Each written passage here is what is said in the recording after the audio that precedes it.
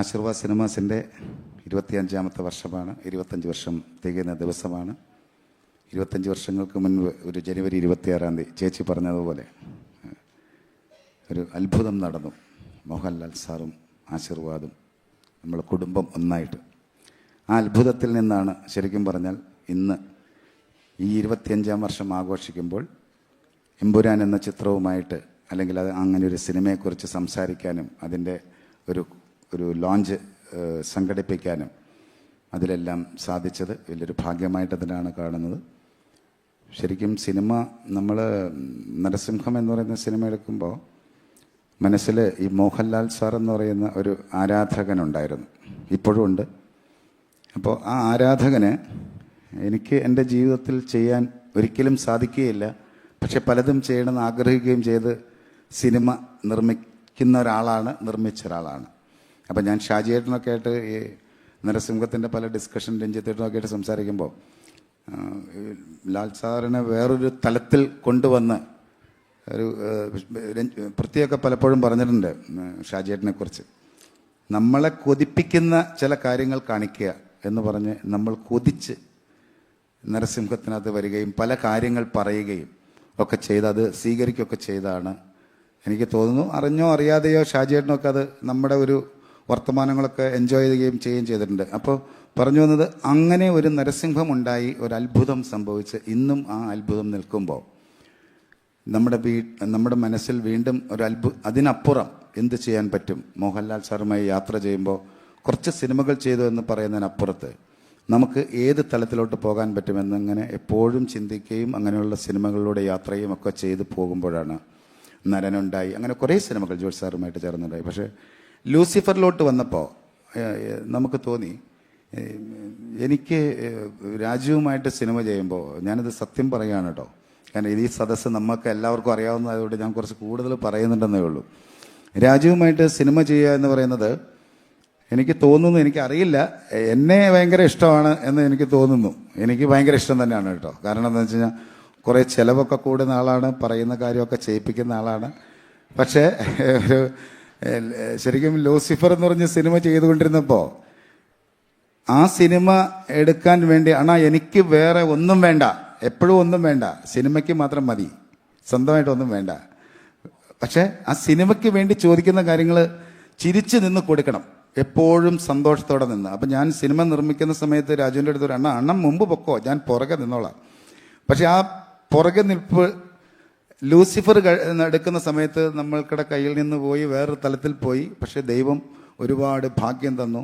ആ ഭാഗ്യം തന്നതിന് ശേഷം എന്താ പറയുക, അപ്പം ഞാൻ ഇടയ്ക്ക് മുരളിച്ചേൻ്റെ അടുത്ത് ചോദിക്കും, ഈ എമ്പുരാൻ്റെ ഷൂട്ടിംഗ് നടക്കും, എന്തോ എഴുതി വച്ചിരിക്കുന്നത്, ഏത് രാജ്യത്തോട്ടാണ് പോകുന്നത് എന്ന് ഞാൻ ചോദിക്കാറുണ്ട്.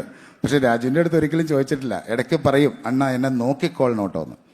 അങ്ങനെ മാത്രമേ പറയാറുള്ളൂ. അപ്പോൾ സുപ്രിയയെക്കുറിച്ച് ഒരു വാക്ക് പറയാനുണ്ട്. ആൻ്റണി, 2 വർഷമായിട്ട് എനിക്ക് രാജുവിനെ കാണാൻ കിട്ടുന്നില്ല, എല്ലാ സമയത്തും നിങ്ങളുടെ സിനിമ എന്ന് പറഞ്ഞാണ് പോകുന്നത് കേട്ടോ എന്ന് പറയും. അപ്പം ഞാൻ പറയും, ഇത് ഞങ്ങൾ ഒന്നിച്ച് എവിടെയോ എത്തും, ആ കൂട്ടത്തിൽ ഞങ്ങളുടെ കൂടെ കട്ടയ്ക്ക് പിടിച്ചങ്ങ് പോരെന്ന് പറയും. അങ്ങനെ എല്ലാവരും ഭയങ്കര സപ്പോർട്ട് ചെയ്ത് വേറൊരു സ്വപ്നം കണ്ട് മലയാള സിനിമ എന്നുള്ളതിൽ നിന്ന് മാറി ഇന്ത്യൻ സിനിമയുടെ, എൻ്റെ ലാംഗ്വേജൊക്കെ ശരിയാണെന്ന് അറിയില്ല, ഒരു നെറുകയിൽ എത്താൻ പാകത്തിനുള്ള ഒരു സിനിമ നിർമ്മിക്കണം എന്ന ആഗ്രഹമുണ്ട്. ആ ആഗ്രഹമാണ് എമ്പുരാൻ. അത് സംഭവിക്കും. രാജു അത് നിങ്ങൾക്ക് കഴിയും. ഈ സിനിമ അത് തന്നെയാണ് സംഭവിക്കാൻ പോകുന്നത്. പ്രത്യേകിച്ചും അതിൽ മോഹൻലാൽ സാറ് ഉണ്ടാകുന്നു എന്ന് പറയുന്നതാണ് എൻ്റെ ഏറ്റവും പ്രിയപ്പെട്ട കാര്യം. അപ്പോൾ അതിൻ്റെ കൂടെ എൻ്റെ എല്ലാ ശ്വാസവും വെച്ച് ഞാൻ രാജുവിൻ്റെ കൂടെ ഉണ്ടാകും.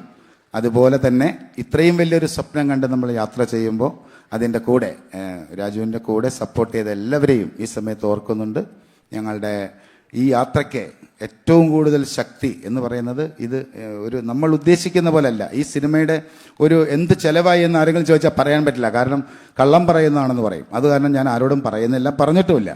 അപ്പോൾ അത്രയും വലിയൊരു സിനിമയുടെ യാത്രയ്ക്ക് ഏറ്റവും സപ്പോർട്ടോടു കൂടി നിൽക്കുന്ന ലൈക്ക പ്രൊഡക്ഷൻസ് എന്ന് പറഞ്ഞാൽ ആ സംസാരം എൻ്റെ അടുത്തേക്ക് ആദ്യം രാജു തന്നെയാണ് ഏൽപ്പിച്ചത്. ഇങ്ങനൊരു ഡിസ്കഷനുണ്ട്, നമുക്കൊന്ന് സംസാരിച്ച് നോക്കുമെന്ന് പറഞ്ഞു. അപ്പം നമ്മൾ കേൾക്കുമ്പോൾ, നമ്മൾ കാണുമ്പോൾ ലൈക്ക പ്രൊഡക്ഷൻസ് അത് ഇന്ത്യയിലെ ഏറ്റവും നമ്പർ 1 ഒരു പ്രൊഡക്ഷൻ ഹൗസാണ്. ആ കമ്പനിയുമായിട്ട് അസോസിയേറ്റ് ചെയ്യാൻ പറ്റിയതിൽ വലിയ സന്തോഷമുണ്ട്. അത് സുഭാസ്കർ സാർ എത്തിയിട്ടില്ല. സാറിനോട് എൻ്റെ അതിയായ സ്നേഹം അറിയിക്കുന്നു. തന്ന സപ്പോർട്ടുകൾക്കെല്ലാം വളരെ സ്നേഹം അറിയിക്കുന്നു.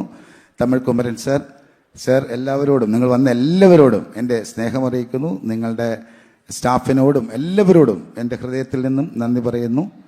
അതുപോലെ തന്നെ ഇത് എമ്പുരാൻ, ഞാൻ ആദ്യം പറഞ്ഞതുപോലെ തന്നെ രാജു അതിയായ സ്നേഹത്തോടെ പറയുന്നു, ഇത് ഇന്ത്യൻ സിനിമയുടെ നെറുകയിൽ ഉണ്ടാകുന്നൊരു സിനിമയായിരിക്കും. സത്യമായിട്ടും സംഭവിക്കും. അത്രമാത്രം കഷ്ടപ്പെട്ടിട്ടുണ്ട്. ദൈവം അതിന് ഭാഗ്യം തരട്ടെ. ലാൽ സാർ എന്താ പറയാന്നറിയില്ല. കാര്യം ലാൽ സാറിനെ കുറിച്ച് ഞാൻ കുറച്ച് പറഞ്ഞു കഴിഞ്ഞാൽ എനിക്ക് കുറച്ച് പെട്ടെന്ന് കുഴപ്പമായി പോകും. അത് കാരണം എന്താ വെച്ചാൽ ഞാനിവിടെ നിന്ന് 25 വർഷം തികഞ്ഞ് ഈ 25ാം വർഷത്തിൽ ഞാനിവിടെ നിൽക്കുന്നത് എന്നെ നിർത്തിയതാണ് അത് മോഹൻലാൽ സാറാണ്. നന്ദി സാർ. എമ്പുരാനും എല്ലാവർക്കും എൻ്റെ സ്നേഹം പറയുന്നു. ചേച്ചി സന്തോഷം. ശാന്തിക്കോടും ഒരു താങ്ക് യു പറയാനുണ്ട്. കാരണം കഴിഞ്ഞ 25 വർഷത്തെ യാത്രയിൽ ഒരു നെഗറ്റീവൊന്നും പറയാൻ സമ്മതിക്കില്ല. കാരണം പറയാൻ പാടില്ല എന്നാ പറയാം. എല്ലാം പോസിറ്റീവേ സംസാരിക്കാറ്. പോസിറ്റീവ് മാത്രം ഇഷ്ടപ്പെടുന്ന ശാന്തിയോട് വലിയ സന്തോഷം. ശാന്തി എൻ്റെ ഭാര്യയാണ്. അതുപോലെ ഇവിടെ ഒരുപാട് ഡയറക്ടേഴ്സ്, ഒരുപാട് ആർട്ടിസ്റ്റുകൾ എല്ലാവരും ഉണ്ട്. അവരെല്ലാവരുമായിട്ടും എനിക്ക് 25 വർഷത്തിൽ കൂടുതൽ ബന്ധമുണ്ട്. അപ്പോൾ ആ ബന്ധം ഓർക്കുന്നു. വന്നതിന് സന്തോഷം. എല്ലാവരോടും എൻ്റെ ഹൃദയത്തിൽ നിന്ന് നന്ദി പറയുന്നു. Thank you. നന്ദി.